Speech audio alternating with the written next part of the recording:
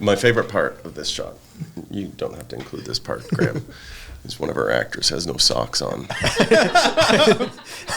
It was always like, maybe I should just, when I was editing this sequence, I was like, should I just go through and paint that out? But I'm like, you know what? He's a big Rod Stewart fan, and he's out just... Yeah, he's in combat in short sleeves and no socks. Are we ready to go on? We're rolling. Okay.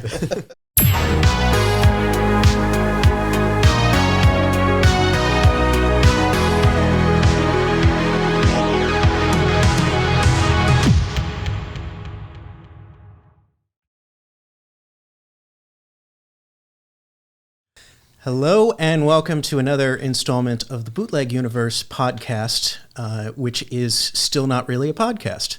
We are here with Graham Hughes, our lead VFX designer at Bootleg Universe, and he is going to break down one of our favorite sequences from episode 7 of Guardians of Justice. This is a shot that takes place during the war between Hawk Global Defense and the Anubis army, in which our 4 Hawk Global Defense soldiers are massacring Anubis soldiers, and they burst into coins like a video game. So let's roll the clip.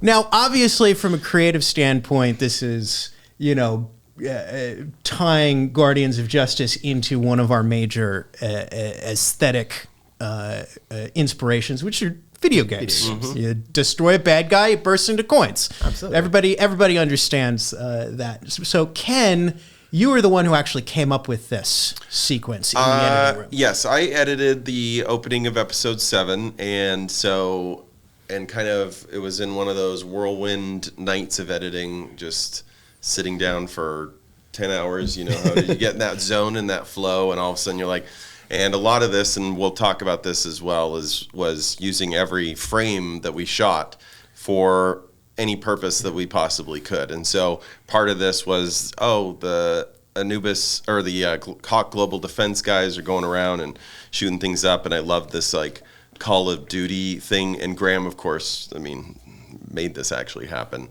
But so I cut just the soldiers shooting, and I think I had put a Ken, level. I've got the original version that you created. Oh, okay. So.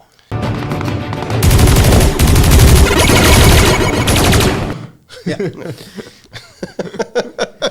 It's remarkably close. Yeah. Well, I'm flattered, Graham, that you would, Yeah, you actually put more detail into this before version than you usually did on the rough cut. I think when I like that kind of Call of Duty thing. I think I had just Googled images of a war-torn thing. Why don't you mute it? Oh, yeah, sorry. And I'm going to confess that I'm probably the least... I've played lots of video games in my day, but Graham's probably much more of an expert in the world of video games. But working on Guardians, your mind is just so into these influences, Addie's influences, just everything. So then I was like, oh, wouldn't that be funny if there was they were leveling up or getting, I played enough Mario Brothers or whatever. So, but what Graham did is, took all this to the next. Right. I want to talk a little bit more about our process before it got to Graham. So we'll discuss this more when we talk about other sequences from episode 7 in the climactic Citadel fights.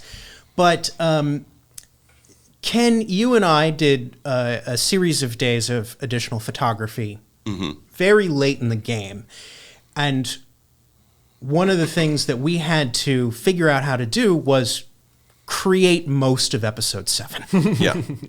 When we came onto the project, most of the episodes were roughly the story that they are now, with a few significant changes that we made. But there were 7 episodes, and most of the footage was already in those 7 episodes, and we just came in and made it our own.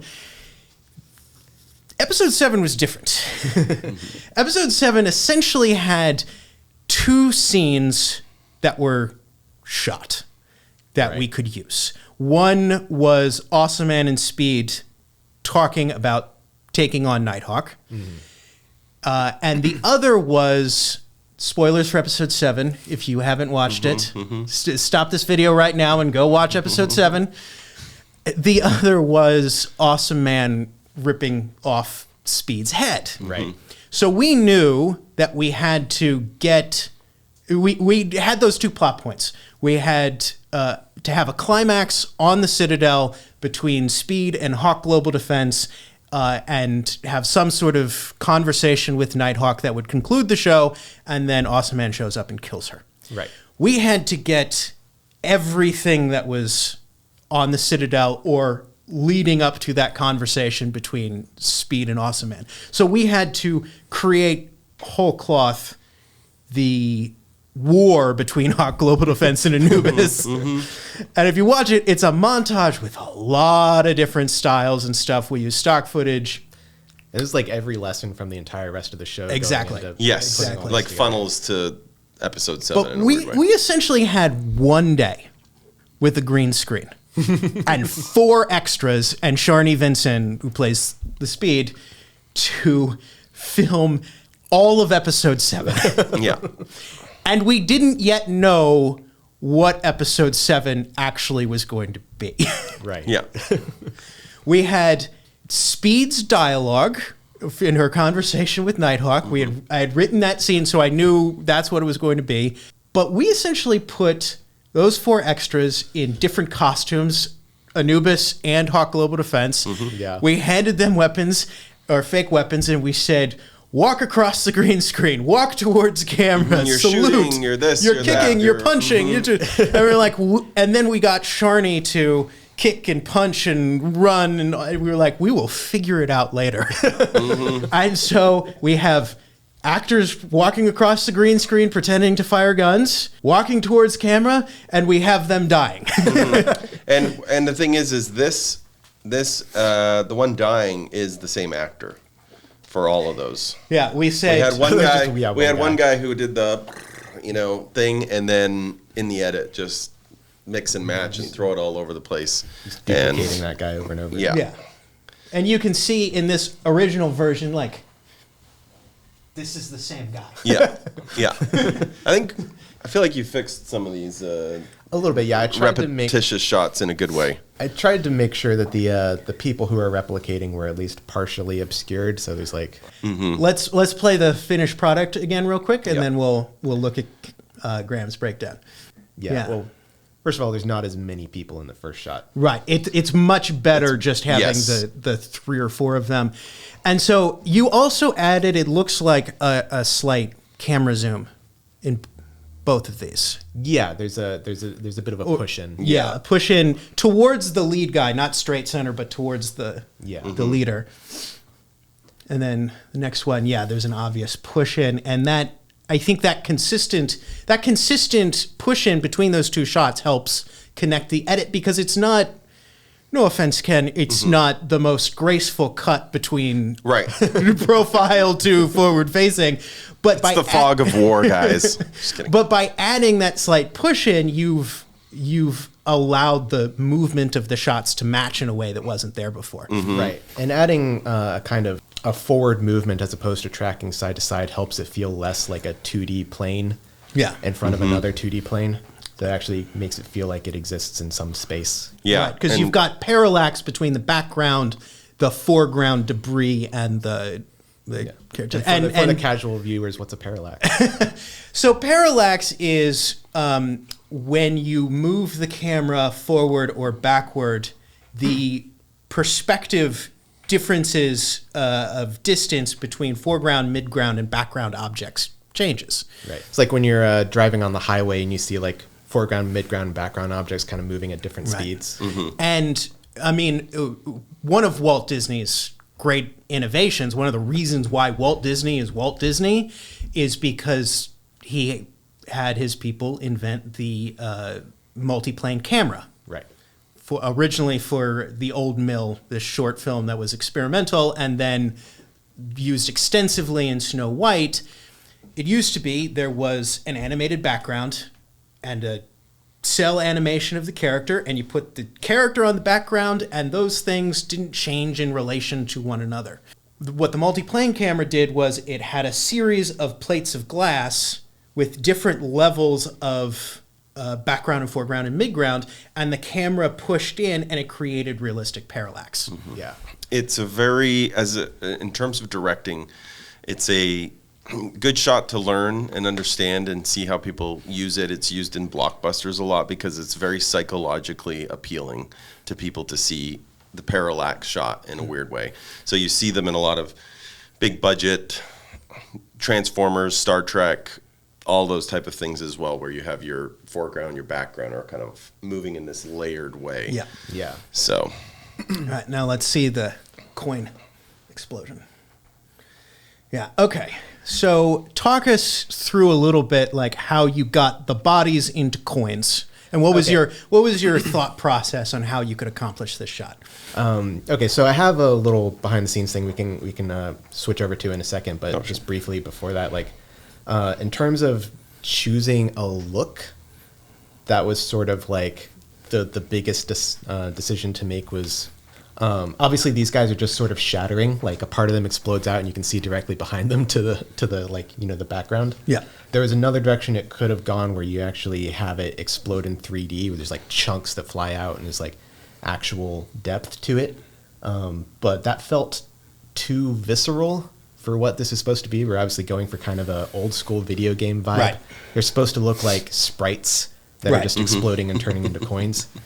So that's pretty much literally what we did if you want to go to the breakdown. Sure.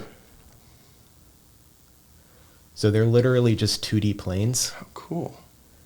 And so I literally just set them up like sprites. They're just 2D images playing the footage of those characters just set up in a 3D space.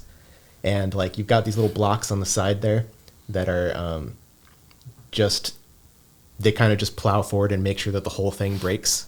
And behind each one of these little planes is a little particle generator that's just making coins and spitting them out forward.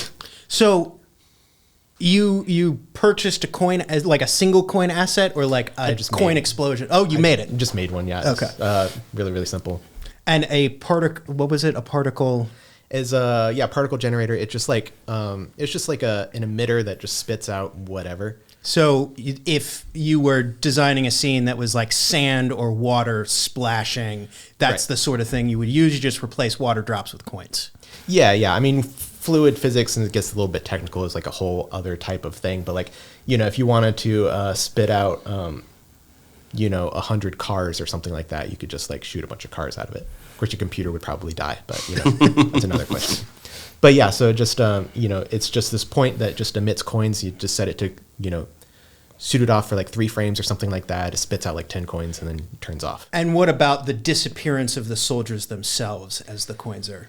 So they have what they call a Voronoi fracture. Just like Voronoi is just a math pattern. It's like a fractal pattern that breaks up an object into just smaller and smaller chunks. So I've got it set ready to be fractured with dynamics. So as soon as anything hits it, it just starts to break apart. So the coins do a lot of the work some of the time. As soon as they hit the back of the plane, it just starts to break. The little blocks off to the side are there just to make sure that the whole thing shatters in necessary places, because there were a couple of these frames where like the center of the image was getting blown out, but the top of the guy's hat was still moving around like in midair. We got to make sure that like everything goes away. So those are like just literal blocks, just bricks in the world that you... They're invisible bricks that are there just to collide with the image and make sure it gets destroyed. Okay. So it seems to me like that a lot of this is letting the computer do the work of removing the Anubis soldier and generating the coins. Yeah, it's definitely, I mean, it has to be designed, obviously. But this whole sequence was one of the last series of VFX shots that I did on the whole show. Like, this was pretty much the end of the work as far as the show went. And I'd gotten pretty good at this point of using the resources at my disposal to make the work lighter. So, like, rather than trying to manually break the stuff apart in cinema or like in After Effects and animate little coins individually flying around, which would be a nightmare. I'm just like, well, I've got tools for that, so they'll take care of it.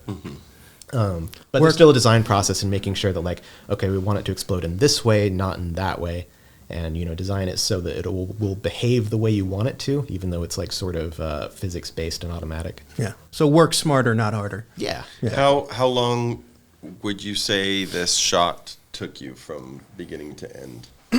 One of the reasons I wanted to include these shots was because they went like super smoothly and super fast. Oh, good. Compared to like, you know, one of like the earliest things I did in the show, which we'll probably talk about shortly, but like, which took forever. These ones, I think there were like 7 of these shots total. In this war sequence, I think like I did 2 a day or something. Oh, like they went wow. really, really fast. Yeah. Holy smokes. What computer do you use? And like how much RAM? I use a PC that has I rebuild like pretty constantly. I'm constantly switching stuff out. So I don't remember what was in there at the time. I know I stuck with like 8 gigs of RAM for the longest time, which is not really sufficient.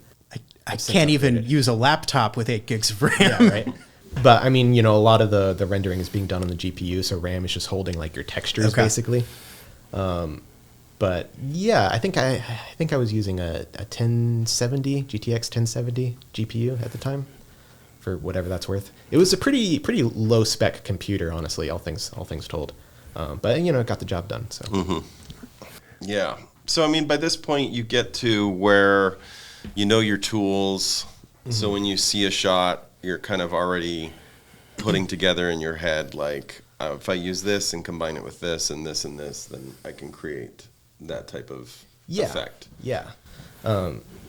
You know, Addie comes to you with an idea like, hey, we want to do this, this, and this. Like, can you do it? It's like, yes. The question is not, can I do it? The question is, how good can we make it with the tools that I know how to use? Yeah, I sorry not to. I love this shot so much. I was like, oh man! But this came very late in the game, as you're saying. Like, this was one of the last shots that I was almost like, oh, this would have been such a fun effect to have used even more through the show. There's so much stuff that I did like very early on, just that could have been so much cooler if I just had like an additional, I don't know, 6 years of experience. Well, right. Oh. Episode 7 really was where we brought everything together. Mm-hmm. Yeah. And I think I've consistently heard it's either people's favorite episode or their very least favorite episode. It goes crazy. But it is the most episode. It's definitely the most. I mean, I think we have our final VFX shot list, which is what we passed on to other companies even after you had done a ton of work on episode 7, was still over 400 shots. It's ridiculous. Yeah. Because again, we were just throwing everything at a green screen to figure it out later.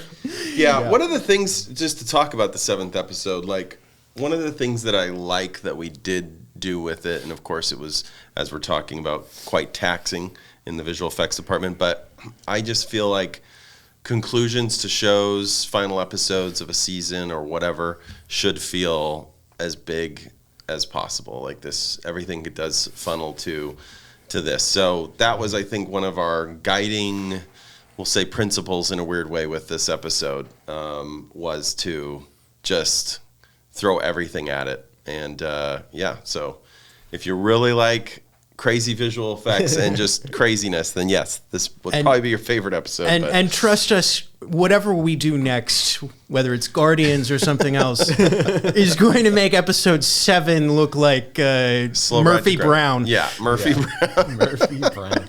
That's a deep cut. Yeah.